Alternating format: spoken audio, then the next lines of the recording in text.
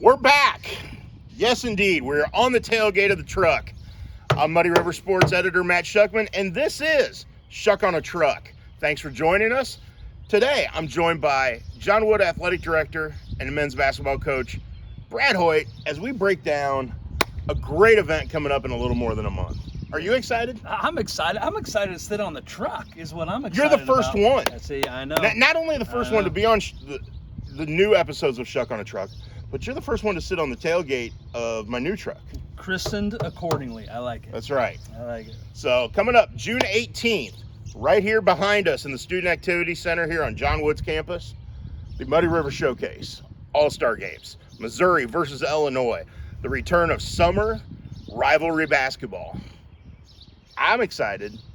I think you're excited. I know the players are excited. I'm excited. It's always been, those events are always so much fun. No matter if you're a fan or a coach or even a player in it, there's so much excitement surrounding it, and be able to host it here is something that we've always had an interest in, and I'm excited to see him run around the Student Activity Center, and we'll have a lot of fun that weekend, I think. We will. We got to give a huge shout out to Advanced Physical Therapy and Blessing Orthopedics for helping us get this off the ground, get this started. I think when people show up the day of the game, when they see what the players are wearing, we got some surprises in store.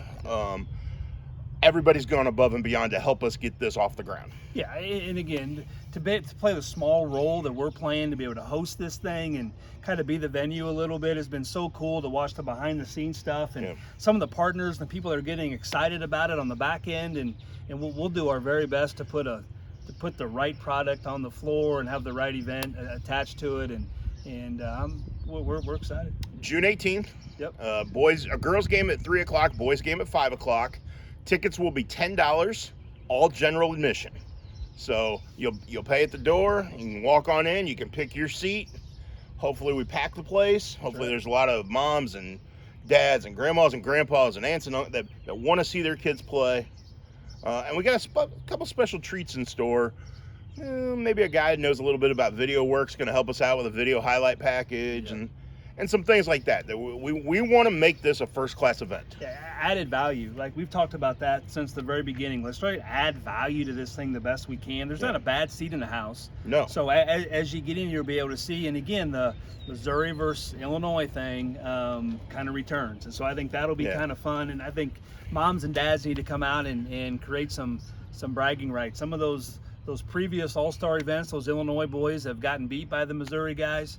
I still bring that up with a few of them. So we're excited to bring it back. Because you played in a similar game to this. I did. Way back in the day. Yep, absolutely. So much fun, and we still talk about it. I think you were telling me you still got a group that from that game that has a text conversation. Yeah, I mean, Missouri couldn't guard us at the end of the day, so that comes up every once in a while from 100 years ago. So those are the kind of memories we're hoping to recreate. Well, because of everything that went on the last couple of years, COVID and restrictions and everything, we haven't seen not just basketball, but Chris Dewar at KHQA used to help with the Do or Die Bowl, the football All-Star game, that pit East versus West, and we haven't seen any of those things for a while. There's been so many things that have gone to the wayside because of the last few years, and rightfully so. And so as those start to come back, we want to be a part of that, whether it's basketball, and obviously I've got a little skin in that game a little bit differently. Just a little. But no matter what it is, we want to play a part in highlighting the area student athletes from here as much as we possibly can. So as we reboot a few things, we're just excited to be a part and be the host, and hopefully we do everything we can to make the experience as cool as possible. Rosters will start coming out next week. As we sit here and tape this on a Friday, we're going to start releasing the rosters on Monday, so let everybody know. Again, 10-player teams, so Missouri versus Illinois. I think there's going to be a couple guys on the Illinois side, maybe a couple guys on the Missouri side that you might be a little familiar with. We'll see how those rosters play out, but there might be a couple guys that want to play here eventually. There may be a first look at a few guys in this gym in June that we hope to see and we'll see in November. So yeah, that's another added value for us here as the host. Why did John Wood want to be a part of something like this? Again, I think part of what we do is really kind of lock into this area. I mean, I think we've got a little reputation that way, to whether it's recruiting or whether it's trying to host us. So we are a community college naturally that is very focused in being able to provide opportunities to kids in the tri-state area. So this just matches kind of what we're trying to do anyway. Like it's just a continuation of what we've done, and to get those guys on campus and the families on campus, we want to serve.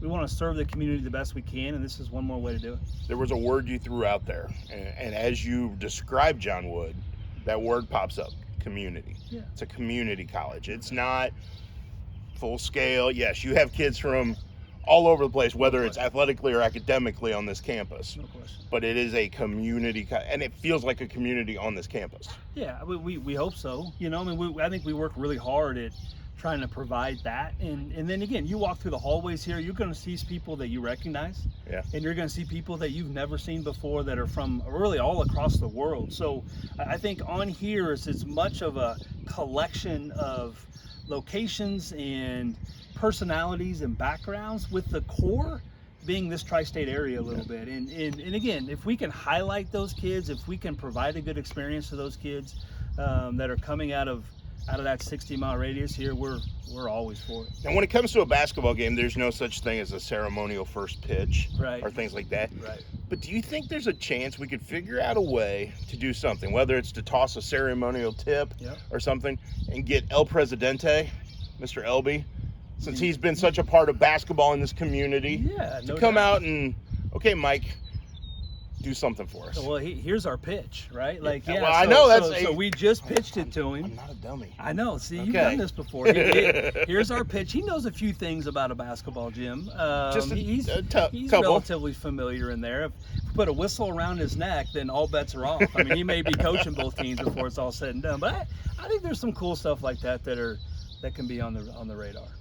Obviously we're nearing the end of the academic year as well. Graduations this weekend here at John Wood. What have you enjoyed about this academic year as far as the school goes? I think some of it's just, you feel like we're getting back. Yeah. You know, I mean, I think that's the theme through the whole deal, is of going through the last couple of years, and we've played a full regular athletic season here. We played in the fall, we played in the winter, we're still playing baseball here in the spring.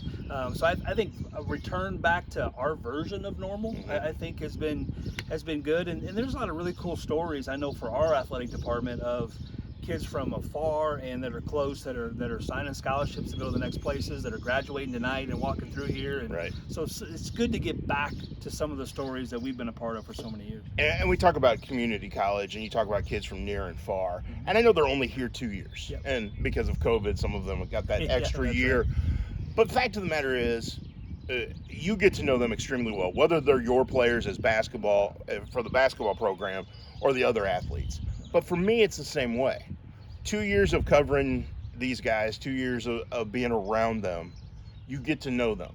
And to see them have the opportunities to go on, and one that jumps out at me is Brandon Cracked, getting to go play at Truman State for Jeff Horner.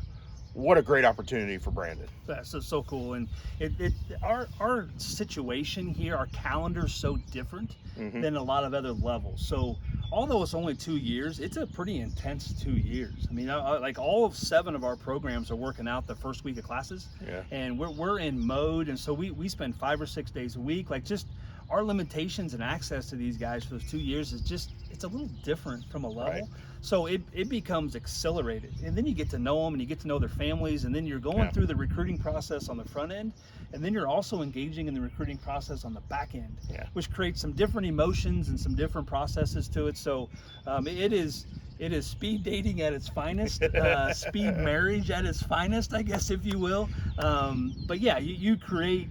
It's so cool when they come back in. Brody Gronwald walked back in here the other day, former player of ours that's coming back home to visit family, and we sat in here for 3 hours and just talked about the old days. So there's so many stories like that in all of our programs, and and graduation is kind of the finality of going to that alumni. So now when they come back, they can share some stories maybe they didn't tell us as coaches when they were here. As a father of 3, your oldest in college right now, you've had that experience of sending your kid off to college. Yeah. Especially since she went here first and is now on her way, still in Lindenwood, right? Yep, correct. Yep. Want to make sure She's still there. I don't want Sydney mad at me for saying it wrong. No, don't do that. But do you get that feeling when you send one of your guys then to the next level, that you're sending them off to college, sort of? Well, it's amazing as you get older and you have kids of your own. So as Sydney went through that process, I have more respect for the process of we welcome kids here, and then as they move on, your just perspective changes a little bit. So yeah, absolutely. Like whether it's Brandon or Jarvis or even guys on the baseball. When Lucas Luce goes to Oakland, I'm gonna be following Oakland baseball next spring. And I've never followed Oakland baseball before at all. So like we're gonna follow those kids. And we got soccer guys going to Culver, and we got women's basketball going to Lincoln. Like we've got a variety of different stories, and I'll have my eye on all of them because they're a part of our story. You're so involved in the recruiting process of your own program. Now that your son's going to be a senior in high school and a 2-sport athlete who's going to get some college interest, probably already is, does it change your perspective on helping him?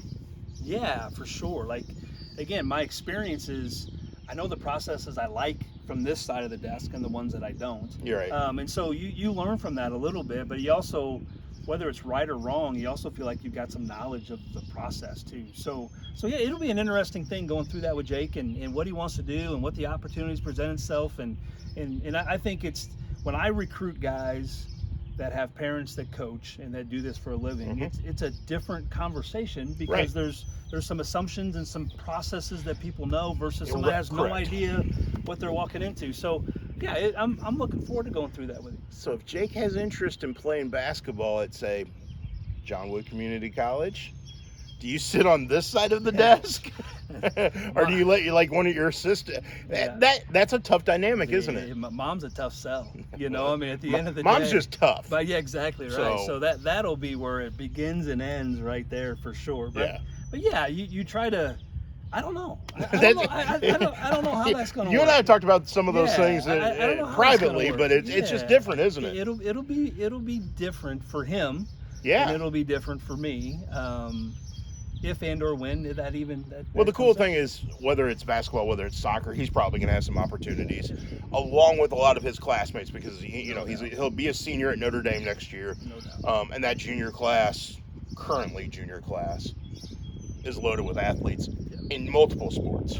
And so it's going to be fun to see guys that I've known kind of like you, watch them grow up. No doubt. To see how they matriculate to college. That's the part you appreciate as a parent too, is as your kid enters into his senior year and going through this process, all those other kids, you feel like you've got a vested interest in that as well. I mean, like that baseball team, who I think is pretty dang good out at 10th and Jackson. Yeah, they're not bad. Like we spent a lot of time. 28-2 going into the final weekend of the regular season. A majority of those guys is 13 and 14 years olds Jake played with. Right. So we chased them around forever. So I talk to those parents on a relatively regular basis about the process and the recruiting process and things to expect and not expect. And so I want to help them. I feel like I've got a little bit of knowledge in there a little bit. But yeah, my wife said the other day, it's not just Jake graduating in a year, it's this whole group of boys graduating in a year that we feel like we spend a lot of time with and have a lot of respect for their families. And they're so close. Like the boys. Like, it's a cool group. You never see one of them alone. Right, correct. Whether it's at a game, whether it's out and about in the community. Whether it's in my living room. Yeah, I was going to say. Whether it's in my living room.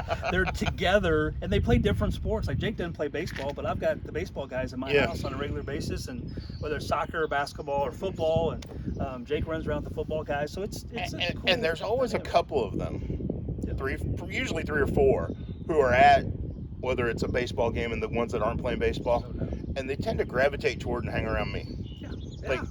So it's fun just to chat with them outside of their season. Yeah, no doubt. It's a good group. It is. They're easy. They're funny. They give each other a hard time. It's probably the way we were 100 years ago. We were back at that age. I don't think it's much different now, is it? Well, that's a good point. Yeah, we're just older. We're just older, and I'm getting white. You're getting gray, and here we are. We're sitting on the back of a truck. That's a great place to be on a nice sunny day, isn't it? That's right. Absolutely. I know you got other things to do today, and so do I. And we actually have to work. Weird. I know. Weird. People make us do those things. I know. But coming up, June 18th, Yeah. I'm excited. Can't wait. I know we stressed it at the beginning that we're excited. I truly am. I can't wait to see it come together and get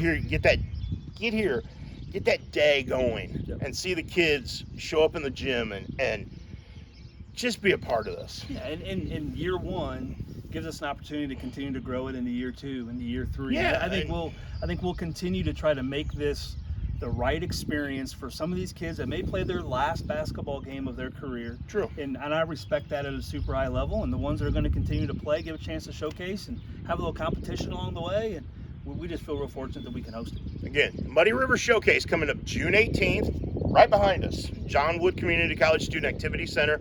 Girls game at 3 o'clock, boys game at 5 o'clock. Tickets will be $10, general admission. Throw your $10 bill down, come in, grab your seat, grab a popcorn and something to drink from the concession stand, and be entertained with 2 great games. Let's do it. Let's do it, man. I can't wait.